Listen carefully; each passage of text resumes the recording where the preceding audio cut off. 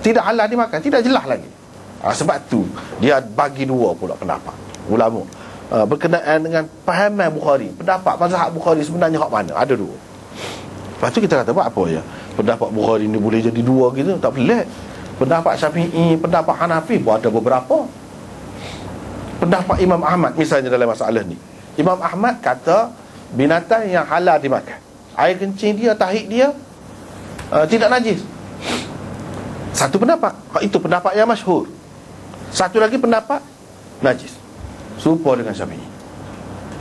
Tetapi hak kata dengan jelas, kalau binatang yang halal dimakan, air kencing dia tidak najis dan tahik dia tidak najis, itu Imam Malik. Maknanya kalau Imam Bukhari ni kita anggap dia ni kata air kencing binatang yang halal dimakan dan tahiknya itu tidak najis, bermakna dia serupa betul dengan Imam Malik. Kalau kita kata dia ni kata air kencing semua binatang selain daripada manusia, sama ada yang halal dimakan ataupun tidak halal dimakan, tidak najis, bermakna kita kata dia serupa dengan Daud Zahiri. Dua tu, antara dua tu. Tapi jelas tak ada siapa pun kata Imam Bukhari ni kata air kencing binatang ni semua sekali hak halal dimakan pun najis juga, tak ada. Semua tahu, semua terima bahawa Imam Bukhari paling tidak dia mengatakan air kencing binatang yang halal dimakan itu tidak najis, paling tidak semua terima. Kambing, air kencing kambing dan kandang kambing. Lepas tu dia mari Abu Musa al-Ash'ari semayang di Darul Barid. Darul Barid itu satu perhentian. Barid asalnya pos. Pos mana dia? Darul Barid ni jabat pos lah. Satu makna dia. Sebab di Darul Barid ini selain daripada tempat perhentian stesen lah, di situ juga dia mengumpulkan surat-surat. Dia jarak 10 batu ataupun 12 batu daripada satu tempat ke satu tempat tu dia ada stesen. Begitulah cara orang zaman dulu dia nak hantar surat-surat ataupun kiriman dia. Misalnya daripada Madinah nak sampai ke Kufah, berapa stesen ada situ? Banyak stesen. Jadi di tiap-tiap stesen itu ada kuda, kandang kuda, keldai dan sebagainya. Terutamanya kuda lah, kuda yang laju dan kuda yang kuat lah, molek kuda. Hak mari daripada sini dia naik kuda cepat lah, pergi 10 batu sampai situ berhenti. Orang sana pula ambil bawa tu, naik kuda lain pula, pergi stesen lagi pula. Begitulah. Ini semua berlaku di zaman Sayyidina Umar. Maknanya sistem pos ini sudah ada di zaman Sayyidina Umar. Itu caranya. Abu Musa al-Ash'ari ni dia pernah menjadi gubernur di zaman Sayyidina Umar dan juga di zaman Sayyidina Uthman di Kufah. Ni dulu kan dalam hak ni, dalam risalah hak ni, hak sebelum ni, Abu Musa al-Ash'ari ni kan berat benar dia masalah air kecil ni, takut benar dia dulu kan, sampai dia kecil dalam botol. Imam Bukhari ambil waktu orang paling kuat sekali, hak paling cermat sekali. Dia sini semayang mudah dekat tahik binatang.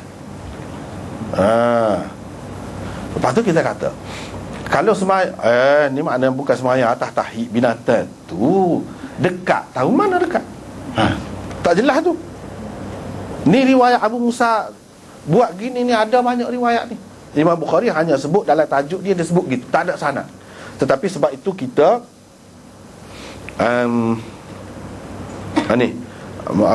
nota 121 Athar Abu Musa al-Ash'ari ini telah dikemukakan dengan sanad yang lengkap oleh Abu Nuaim dan Ibnu Abi Shaybah. Imam Bukhari tak sebut sanad dia. Abu Musa buat gini-gini tu dia ambil dengan siapa? Dia Imam Bukhari pun tak ada juga dengan Abu Musa. Dia mana sanad dia? Hak Imam Bukhari sebut dalam tajuk ni biasa tak ada sanad. Boleh katakan semualah tak ada sanad. Tetapi ulama-ulama kaji, setiap hak dia sebut ni dia ada sanad. Cuma tengok lain lah. Misalnya hak ni, tengok dalam riwayat Abu Nuaim dan Ibnu Abi Shaybah memang ada sanad dia cukup dan sahih. Sahih. Dia semaya, kita baca sini wasirqin. Sirqin, sergin, itu asalnya bahasa Parsi. Maknanya tahi binatang. Ni bagi bawah, setengah-setengah tu baca bagi depan. Bagi depan tak apa berlaku.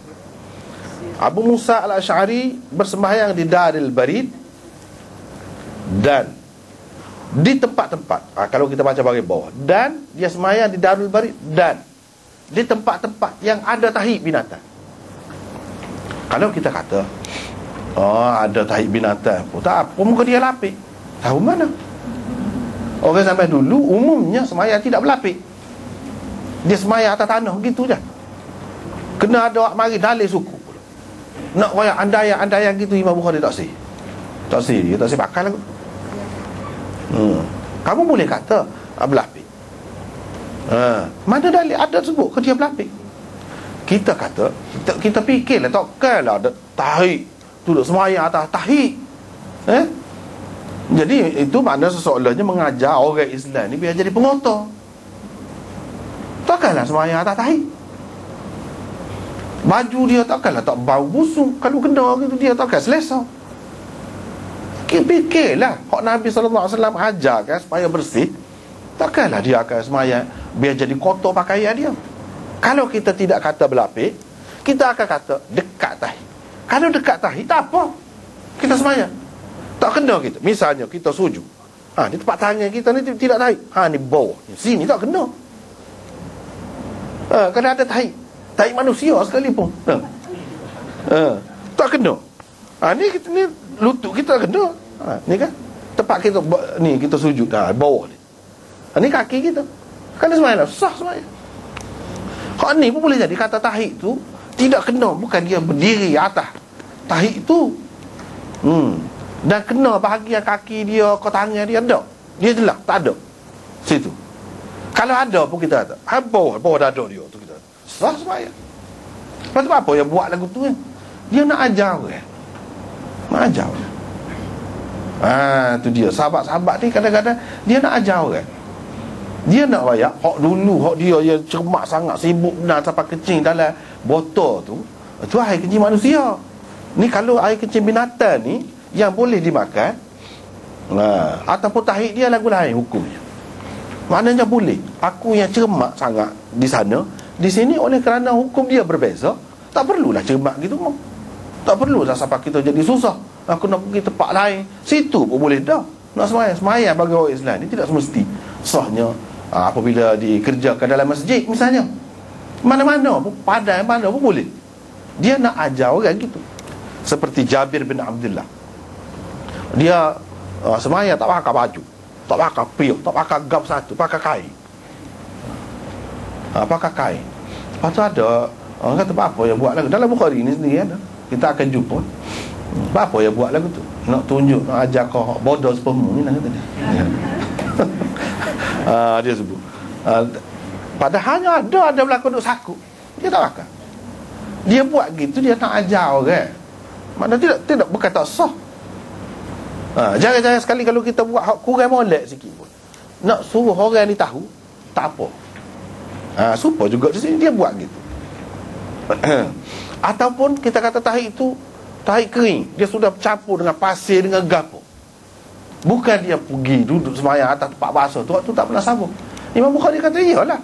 Kalau demo hak kata najis tu, kalau kering pun tak boleh juga. Ni tak apa. Bahkan dia kata dah tak najis, kalau basah pun apa. Dari segi sah sembahyang tu, dari segi dia cemar gapo itu soal lain. Bau busuk semua tahi ayat tu, tahi ayat kan boleh makan. Ayat tu boleh makan juga kan. Bau busuk tak sedap duduk kita. Tapi nak kira dari segi hukum, nak sembahyang boleh ke tidak? Bagi Imam Bukhari dia kata boleh, tidak najis. Lepas tu molek kau buat gitu, itu soal lain.